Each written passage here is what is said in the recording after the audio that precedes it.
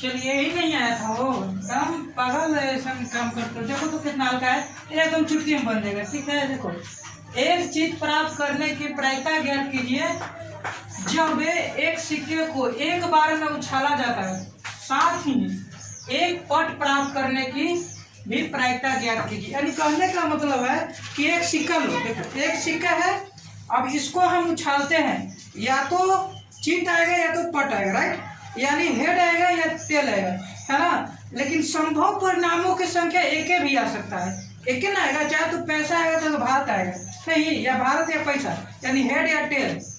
उसी प्रकार ये लिखेंगे संभव परिणामों की संख्या एक और कुल परिणामों की संख्या 2, यानी हेड या टेल कुल मिलाकर कितना हो गया, 2 हो गया।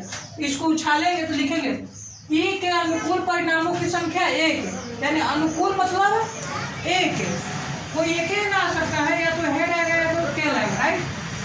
एवं संभव परिणामों की संख्या 2, यानी समूह कितना है, माने कितना संख्या हो सकती है, 2 है।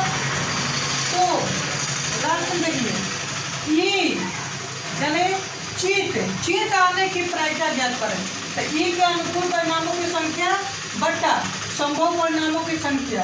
ठीक है, देखो अब कहने का मतलब है कि ई अनुकूल परिणामों की संख्या यानी आने की, तो एक आ सकता है, या तो हेड या तो सब टेल आ सकता है। ठीक है, तो 1 हो जाएगा, अब बटा संभव परिणामों की संख्या यानी कुल परिणामों की संख्या कितना हो सकती है, 2, तो 1/2।